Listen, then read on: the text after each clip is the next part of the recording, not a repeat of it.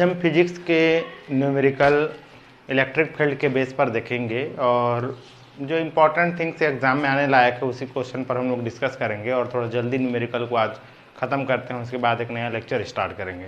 Okay, तो electric field से related question के लिए एक फार्मूला है। आप इस फार्मूला को हम लोग क्लासेस में देख चुके हैं कि अगर यहाँ पर एक पॉइंट Q है तो इसके कारण से एक फील्ड जनरेट होता है। तो एक r डिस्टेंस पर अगर एक पॉइंट P है तो यहाँ पर इलेक्ट्रिक फील्ड कितना होगा बोलने से Q is equal to 1/4πε0 Q divided by r square, है ना। अगर यहाँ पर कोई एक मान लिया जाए Q1 चार्ज रख दिया जाए तो ये कितना फोर्स एक्सपीरियंस करेगा बोलने से F इज इक्वल टू यहाँ का इलेक्ट्रिक फील्ड और यहाँ पर रखे चार्ज, दोनों का मल्टीप्लाई कर देने से उतना फोर्स अनुभव करेगा देश। ओके, तो यहाँ पर क्या बोला है, यदि 9e तथा +e दो पॉइंट चार्ज रखे हैं। क्लियर है। यहाँ पर यहाँ एक पॉइंट A है और एक क्या है पॉइंट B, है ना। यहाँ पर इस पॉइंट पर 9e कूलम प्लस चार्ज और पॉइंट B पर +e कूलम प्लस चार्ज है। क्लियर है। और ये जो एक दूसरे से 8 मीटर के डिस्टेंस पर रखे हुए हैं, है ना, 8 मीटर के डिस्टेंस पर रखे हैं ऐसा। क्लियर है। ये देखिए एक दूसरे 8 मीटर की दूरी पर रखे हैं। तीसरा बिंदु आवेश Q, है ना, एक Q चार्ज है ना, ये ठीक है ना। दोनों चार्ज को मिलाने वाली रेखा पर कहाँ रखा जाए कि वह संतुलन में हो। तो देखो ये A और B इन दोनों चार्ज को मिलाने वाली रेखा, मतलब इस रेखा में जरूरी नहीं है कि आप बीच में ही रखो। क्लियर है ना। आप इस चार्ज को यहीं यहाँ पर कहीं पर भी रख सकते हो। तो ऐसा कहाँ पर रखेंगे कि ये चार्ज जो है मूव न करे, इक्विलिब्रियम में रहे। मतलब इस चार्ज के द्वारा इस पर फोर्स और इस चार्ज के द्वारा इस पर फोर्स क्या हो, वो इक्वल हो, और इक्वल हो जाएगा तो फिर वो एक दूसरे को मूव नहीं करेगा। क्लियर है। तो इधर देखिए क्या होगा इसका। तो मैं यहाँ पर ये पॉइंट C लिखता हूँ, है ना। बिंदु C पर +9e के कारण इलेक्ट्रिक फील्ड E1 है तथा +e के कारण E2 है ना। हम लोग अलग अलग स्टडी करते हैं कि ये भी एक इलेक्ट्रिक फील्ड निकालेगा, है ना। तो मैं ऐसा करता हूं कि माना कि यहां से ये x डिस्टेंस पर है तो ये वाला डिस्टेंस क्या हो जाएगा, 8 - x हो जाएगा ऐसा, ठीक है ना। तो बिंदु C पर इस A के कारण से एक इलेक्ट्रिक फील्ड क्रिएट होगा। क्लियर है। वो क्या है, E1 है तथा +e के साथ एक इलेक्ट्रिक फील्ड क्रिएट होगा, वो क्या है, E2 है। फिर उन दोनों का एक रिजल्टेंट होगा, है ना, डजंट मैटर। तो यहाँ पर मैं लिखता हूँ कि पॉइंट C पर चार्ज Q तथा इलेक्ट्रिक फील्ड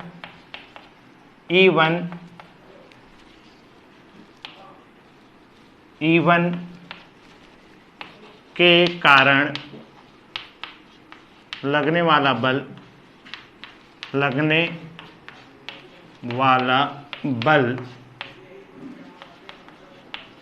हो गया F1 इज इक्वल टू क्या हो जाएगा, QE1 हो जाएगा, ठीक है ना। और वही पॉइंट C पर मैं बोला था कि अगर इस जगह का इलेक्ट्रिक फील्ड दिया है, यहाँ पर पॉइंट चार्ज Q1 है तो उस पर फोर्स ये Q1, इलेक्ट्रिक फील्ड E1 है, चार्ज Q है तो फोर्स ये, है ना। और यहाँ पॉइंट क्या है, B के कारण, पॉइंट B के कारण Q पर लगने वाला बल क्या हो जाएगा, बल E2 force F2 is equal to QE2, है ना। अब ये दोनों फोर्स सुनिए, अब ये क्या है कि ये चार्ज का भी बिहेवियर नेचर हमको नहीं पता है ना। अगर ये प्लस चार्ज होता तो ये इसको रिपेल करता, ये इसको रिपेल करता। माइनस चार्ज होता तो ये भी इसको ये इधर से खींचता, ये इधर से खींचता, ऐसे करके। तो अगर माइनस चार्ज होता ये इधर खींचता तो इधर 10 न्यूटन से खींचेगा, इधर 10 न्यूटन से खींचेगा, तो नेट फोर्स 0। अच्छा, ये माइनस चार्ज होता, सॉरी प्लस चार्ज होता तो ये इसको इधर धक्का मारता, है ना, ये भी इसको इधर धक्का मारता है, तो इधर से 10 मारेगा, इधर भी 10, तो ये मतलब इक्विलिब्रियम होगा। कहने का मतलब अगर ये दोनों सेम चार्ज हैं तो ये जो पॉइंट है कि उस दोनों चार्ज को मिलाने वाली रेखा के कहां पर रखें, जो क्वेश्चन है उसका जो आंसर होगा इन दोनों के बीच में रहेगा, समझे ना। और अगर वो एक दूसरे के अगर विपरीत रहते, ये प्लस होता ये माइनस होता, तो मे भी बीच में भी हो सकता है, नहीं तो इन दोनों के चार्ज के बाहर भी हो सकता है, ऐसा भी एक क्वेश्चन मिलता है। तो खैर, तो ये दोनों फोर्स क्या होना चाहिए, इक्वल होना चाहिए, तभी एक दूसरे को क्या नहीं करेंगे, मतलब इक्वल होगा तो कैंसिल कर देंगे और ये इक्विलिब्रियम में रहेगा, संतुलन में रहेगा। तो चलिए ये क्या है, F1 इज इक्वल टू क्या है, E1Q is equal to E2Q। Clear है। तो E1 बराबर क्या हो जाएगा, हमारा फार्मूला भी 1/4πε0, और यहाँ पर सोर्स चार्ज, हमारा सोर्स चार्ज क्या है +9E, और डिवाइडेड बाई यहाँ से यहाँ की दूरी क्या है x है, तो x² is equal to 1/4πε0। Clear है। और ये देखिए ये Q और ये Q कैंसिल हो जाएंगे ना, E2, तो सोर्स चार्ज क्या है +E and divided by 8 - x का होल स्क्वायर। ओके, इधर से E कैंसिल हो जाएगा, 1/4πε0 1/4πε0 भी कैंसिल हो जाएगा। दिस ईयर 1/x², 9/x², और this year 1/8 - x whole square. Clear.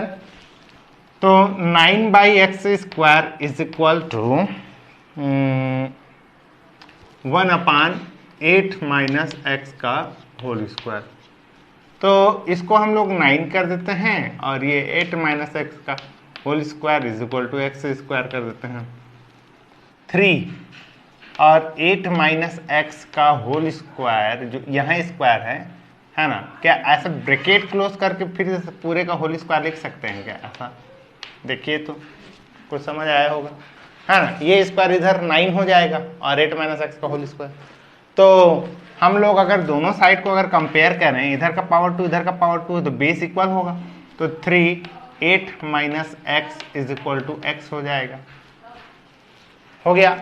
तो यहाँ से ये क्या हो जाएगा यार, फिर से ये 24 हो जाएगा, -3x हो जाएगा। क्लियर है, इज इक्वल टू x हो जाएगा। तो इसको हम लोग -3x और इधर -x, और इस 24 को उधर ले जाते हैं -24। क्लियर है, x इज इक्वल टू 6। तो यहाँ पर आप ये समझिए कि ये जो दो पॉइंट है, ये वाला पॉइंट ये A है और ये क्या है B है।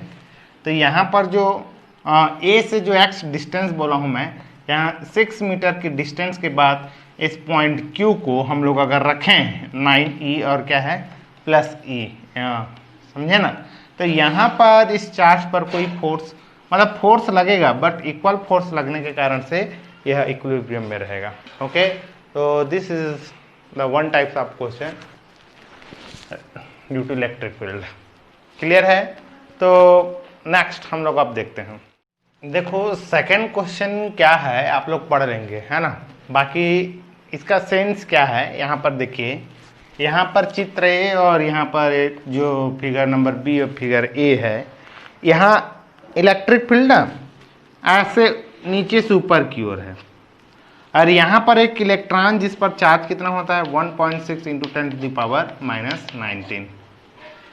क्लियर है ना, तो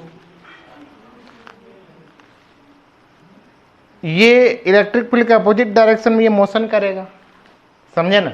अब किस स्पीड से मोशन करेगा हमको नहीं पता।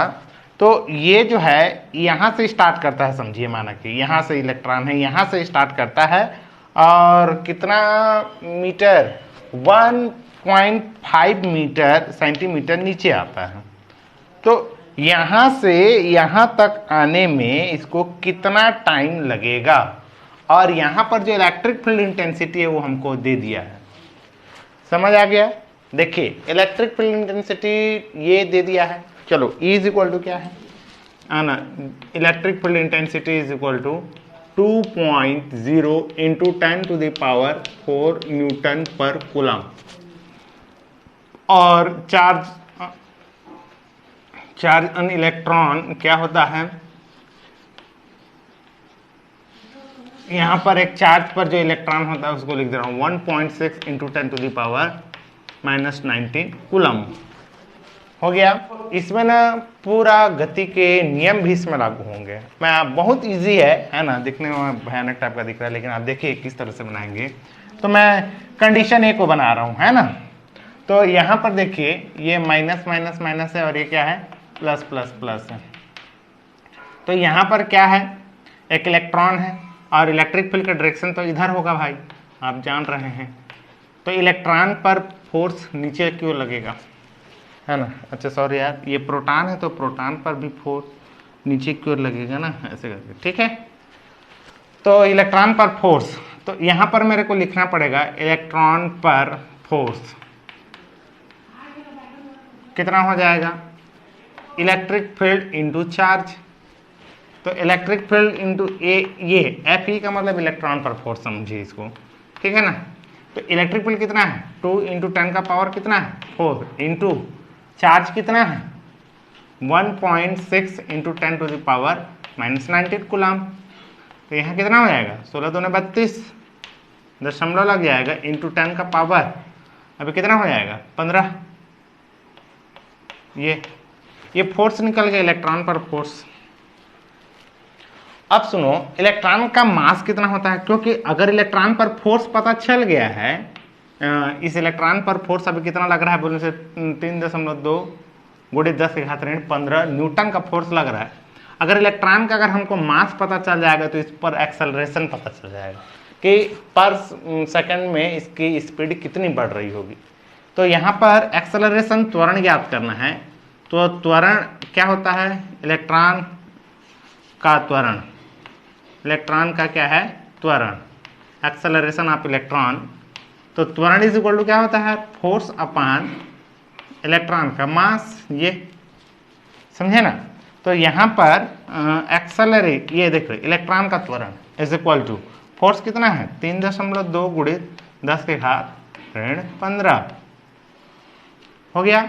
और यहाँ पर मास ऑफ इलेक्ट्रॉन कितना होता है इंटू 10⁻31 9.1 कर दीजिए kg। तो यहाँ कितना हो जाएगा 9.1 इंटू 10⁻31 kg।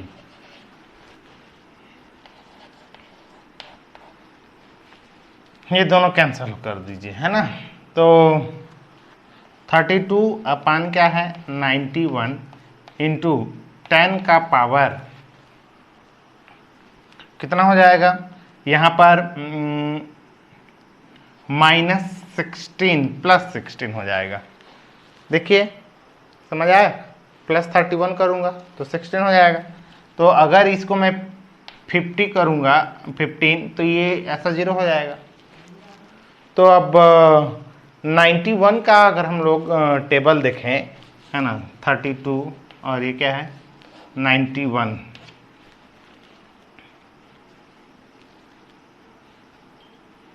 तो 3 × 3 एकम 3 27, है ना। 4 करूँगा तो ये क्या हो जाएगा 4 9 36 बड़ा हो जाएगा, ठीक है ना। तो ये कितना हो जाएगा, ये 7 हो जाएगा और ये 11, ये 4 हो जाएगा और एक कट हो जाएगा, पॉइंट लगेगा 0 लगेगा, है ना। 4 5 जे जाएगा क्या 91 इंटू 5, है ना 450, हाँ 5 जे जाएगा, ठीक है ना। तो इस तरह से इलेक्ट्रॉन पर जो एक्सेलरेशन है 3.5 इंटू 10⁻15 मीटर पर सेकेंड स्क्वायर हो गया, याद रखिएगा ऐसा। ओके, इसके बाद आगे देखते हैं, यानी एक इलेक्ट्रॉन का एक्सेलरेशन पता चल गया।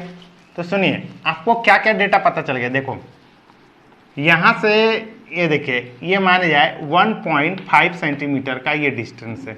इलेक्ट्रॉन का यहाँ स्टार्टिंग वेलोसिटी u = 0 हो जाएगा। समझ आया? हमको हाइट पता चल गया है ना, हाइट पता चल गया मतलब मुझे s पता चल गया, डिस्प्लेसमेंट, ठीक है ना। एक्सेलरेशन पता चला गया, तो क्या हम टाइम निकाल सकते हैं? हाँ, तो निकाल सकते हैं, मोशन का सेकंड रूल, ठीक। तो यहाँ पर क्या होता है, s = ut plus half at² होता है। तो ये कितना है, डिस्प्लेसमेंट 1.5 इंटू 10⁻⁻² हो जाएगा। क्यों ऐसा हुआ? क्योंकि सेंटीमीटर था, सेंटी को मीटर में कन्वर्ट कर दिया। स्टार्टिंग वेलोसिटी 0, खत्म। तो 1/2 और यहाँ पर AE और रेट क्या हो जाएगा, t²। तो 2 को इधर ले आइए, तो ये 3 हो जाएगा, 3 × 10⁻⁻² अपान AE = t²। यानी इलेक्ट्रॉन पर जो टाइम लगेगा वो देखिए 3 × 10 का पावर क्या है, -2 अपान AE, और स्क्वायर रूट को हटा दूंगा तो इस तरह से ऐसे। तो यहाँ पर TE = कितना हो जाएगा, तो फार्मूला में वैल्यू को रख दीजिए, 3 × 10 का पावर -2 अपान AE। AE कितना है ये देखिए, अभी तुरंत कैलकुलेट किए हैं, तो 3.5 × 10 का पावर 15। अब ये √ व्हाट इज दिस, इसको ऊपर ले जाइए, तो 3 × 10 का पावर -2 -15 -17 हो जाएगा। चलिए, है ना। और यह कितना है, 35/10 कर दीजिए। समझ आया, है ना। तो ये 10 ऊपर चला जाएगा, तो ये कितना हो जाएगा, ये 16 हो जाएगा, ऐसा करके। तो ये कितना हुआ, 30 डिवाइडेड बाई 35 × 10 का पावर कितना है, -16 है।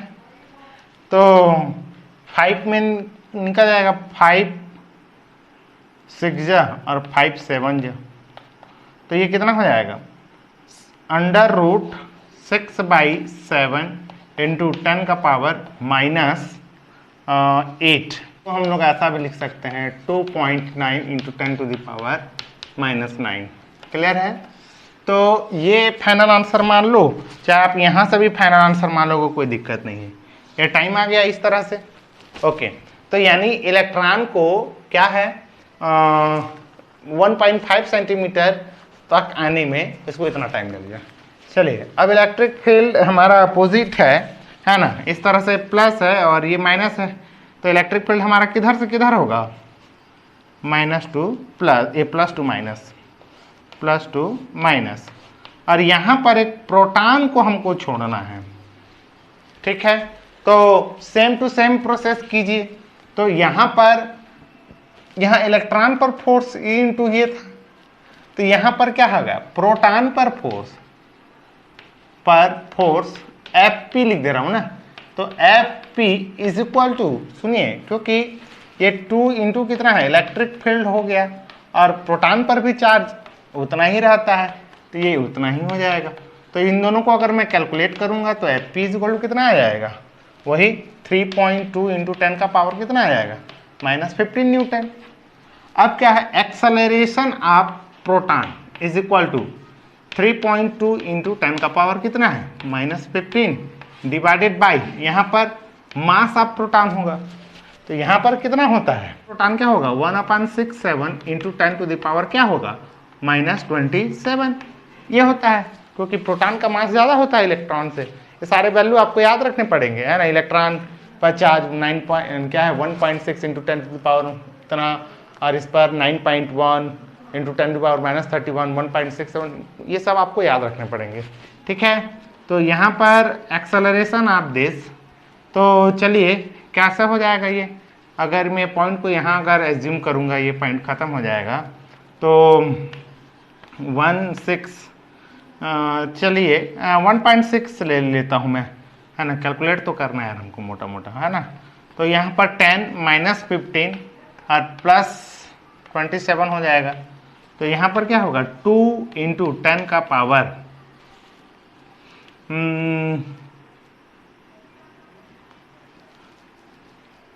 7 में ये 2, दिस इज 1। ओके, पर हमारा क्या निकल गया एक्सेलरेशन। अगर इसको मैं 1.7 लेता है तो एग्जैक्ट 2 नहीं आता, ये 1 पॉइंट समथिंग कुछ होता। ओके, तो आगे हमको एक्सेलरेशन पता चल गया। तो बस चलिए हमको इस पर टाइम निकालना है। तो मैं यहाँ से एक थोड़ा शॉर्टकट बता रहा हूँ। ये तो खत्म हो गया है ना, यूटी तो निकल जाएगा।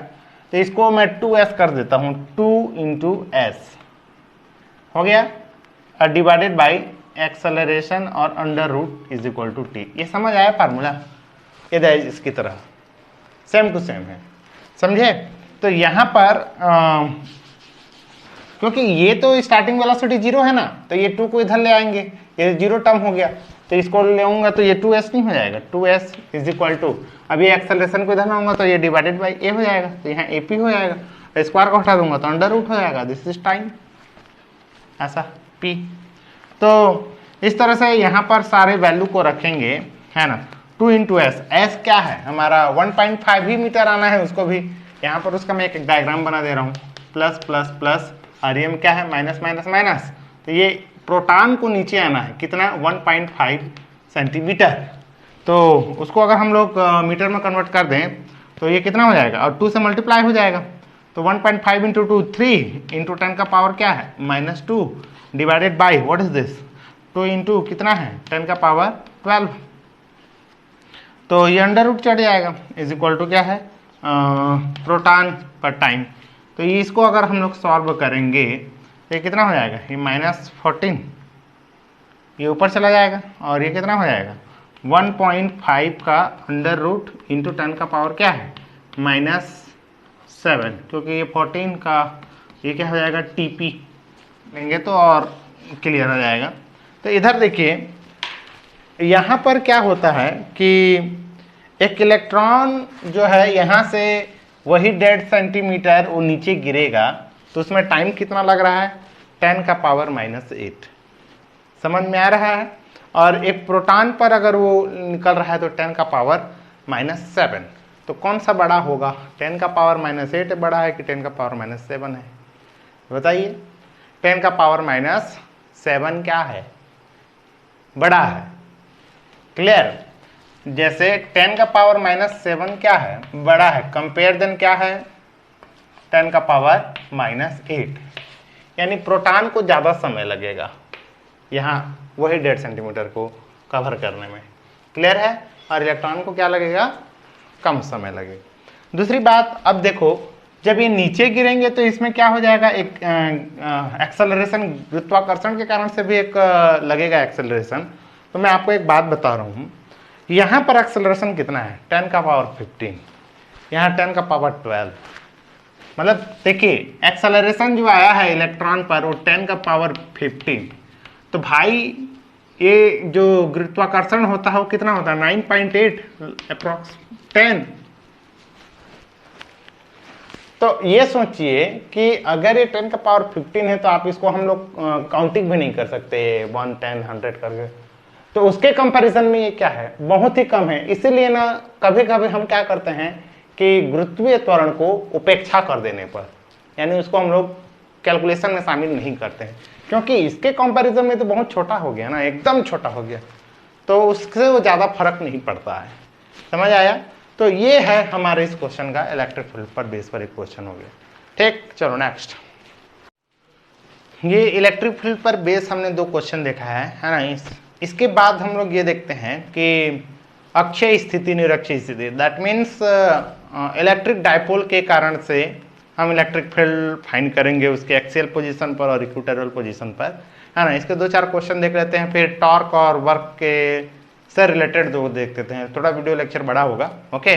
तो मैं यहाँ सारे फार्मूला को मैं लिख दे रहा हूँ, उसके बाद हम लोग क्वेश्चन करेंगे, ठीक है। यहाँ पर मैं electric dipole moment P = Q × 2L, Akshay स्थिति में ये जो फार्मूला है इलेक्ट्रिक फील्ड का 1/4πε02 P r² - l², अगर एल बहुत छोटा है, एल क्या है उस इलेक्ट्रिक डायपोल का लेंथ है ना, इफेक्टिव लेंथ। और यहाँ पर ई जो अगर हम इसको बहुत छोटा मान लें तो इसको नेग्लेक्ट करते हैं, सारे फार्मूला हम बता चुका हूँ। तो यहाँ पर ये देखिए कि यहाँ पर क्या है 5 माइक्रोकुलाम है, समझे, और यहाँ पर क्या है -5 माइक्रोकुलाम, परिमाण में सेम हो गया और ये एक दूसरे से 4 सेंटीमीटर की दूरी पर है। तो इसके सेंटर से 4 सेंटीमीटर की दूरी पर एक क्या है पॉइंट है जिस पर इलेक्ट्रिक फील्ड फाइंड करना है। क्लियर है? तो यहाँ पर हम क्या कौन सा फार्मूला यूज करेंगे, तो थोड़ा ध्यान दीजिए कि इन दोनों का जो लेंथ है ये 4 सेंटीमीटर है, तो उतना नगण्य नहीं है, इसको 4 सेंटीमीटर हम नेग्लेक्ट नहीं कर सकते। दैट्स वाई हम इसका यूज अभी नहीं करेंगे, हम इसका यूज करेंगे। तो अक्षीय स्थिति में इलेक्ट्रिक फील्ड का फार्मूला क्या होता है ना, तो एक बार देख लेते हैं। जो P का वैल्यू निकाल लीजिए। तो एक minute, Q is equal to क्या है 5 × 10⁻⁻6 कूलाम हो जाएगा, है ना। जो डिस्टेंस है ना 2L, ये इन दोनों के बीच की दूरी को 2L मानते हैं, और 2L इज इक्वल टू 4 × 10 का पावर क्या है -2 मीटर है। ओके, हाँ, और ये वाला डिस्टेंस को हम लोग क्या मानते हैं R मानते हैं सेंटर से, तो ये कितना है 4 × 10 का पावर -2 मीटर है। हो गया। तो यहाँ पर इलेक्ट्रिक फील्ड का जो फार्मूला होता है 1 क्या है 4πε0, फिर क्या है 2πr divided by r square -l square and whole square. तो चलिए वैल्यू को पुट करते हैं।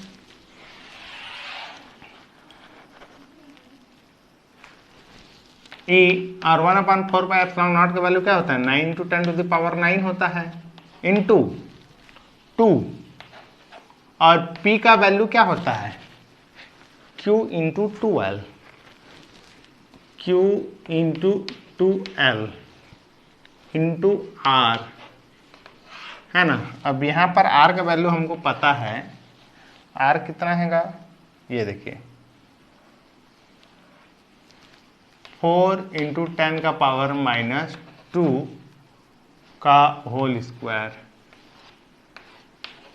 Minus L square. तो L क्या है यहाँ पर 2 ही हो जाएगा, है ना। तो 2 × 10⁻⁻2 का होल स्क्वायर और होल का स्क्वायर हो जाएगा। ठीक है, चलो सॉल्व कर लेते हैं। Is equal to 9 × 10⁹ into 2Q 5 × 10⁻⁻6 into 12 यानी 4 सेंटीमीटर हो जाएगा, तो 4 × 10⁻⁻2 हो जाएगा, इंटू R, तो R का वैल्यू 4 है, तो ये भी क्या हो जाएगा 4 × 10⁻⁻2, that's why this is square, 2 times आएगा। तो ठीक है ना, ये कितना हो जाएगा 4 × 16 × 10⁻⁻4, फिर माइनस 2 दूने 4 × 10 का पावर क्या है -4, और ये पूरे का होल स्क्वायर है। फिर इज इक्वल टू क्या हो जाएगा, जो सॉल्व होते हैं कर दीजिए। ये 5 दूने कितना हो जाएगा 10, ठीक है ना, ये 10 हो जाएगा, इसको उड़ा देते हैं और ये इसको 10 कर देते हैं, 9 है तो ये 10 हो जाएगा, एक पावर और बढ़ जाएगा। ठीक है, तो यहाँ पर देखिए 9 गुणित 10 के घात 10 ऋण 6, और ये कितना है जाएगा 4 × 16 गुणित 10 के घात ऋण 4, तो इसको मैं ऋण 4 कर देता हूँ, इसको मिटा देता हूँ। ठीक, हाँ, यहाँ पर क्या कॉमन आ जाएगा, चलिए 4 × 10 का पावर -4 को मैं कॉमन कर देता हूँ, तो 4 × 16, समझे, 4 × कितना हो जाएगा 16, और ये निकल गया -1, समझे, का होल स्क्वायर, है ना, और इसका भी होल स्क्वायर हो जाएगा, ऐसा करते हैं, ऐसा होल स्क्वायर हो जाएगा। ठीक है, तो यहाँ पर E का जो वैल्यू हो जाएगा वो कितना हो जाएगा, 16 9 144 होता है, इंटू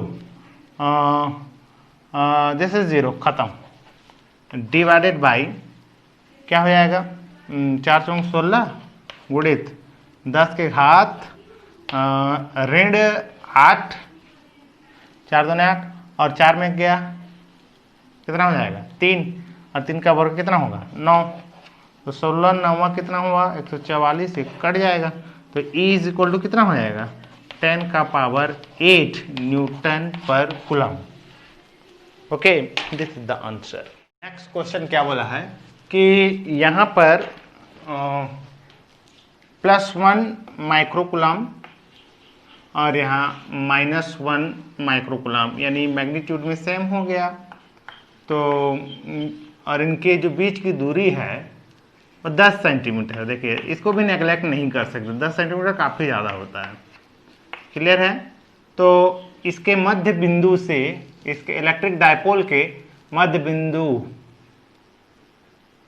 से 12 सेंटीमीटर की दूरी पर, तो यहाँ पर निरक्षीय स्थिति यानी परपेंडिकुलर में जाएगा। ये 12 सेंटीमीटर की दूरी पर एक पॉइंट P है जहाँ पर हमको इलेक्ट्रिक फील्ड निकालना है, और ये 12 सेंटीमीटर कितना हो जाएगा 10 इंटू 10 का पावर -2 मीटर हो जाएगा, है ना। और यहाँ 2L इज इक्वल टू कितना हो जाएगा 10 इंटू 10 का पावर -2 मीटर हो जाएगा। तो electric dipole P is equal to क्या होता है 2L इंटू Q। तो यहाँ 2L कितना है 10 इंटू 10 का पावर -2 इंटू Q 1 माइक्रोकूलम। तो कितना हो जाएगा 6 2 8 1 10 का पावर -7 हो गया। तो निरक्षीय स्थिति में जो इलेक्ट्रिक डायपोल मोमेंट का जो फार्मूला है वो क्या होता है भाई 1/4 pi epsilon not and P upon R square plus L square and 3/2।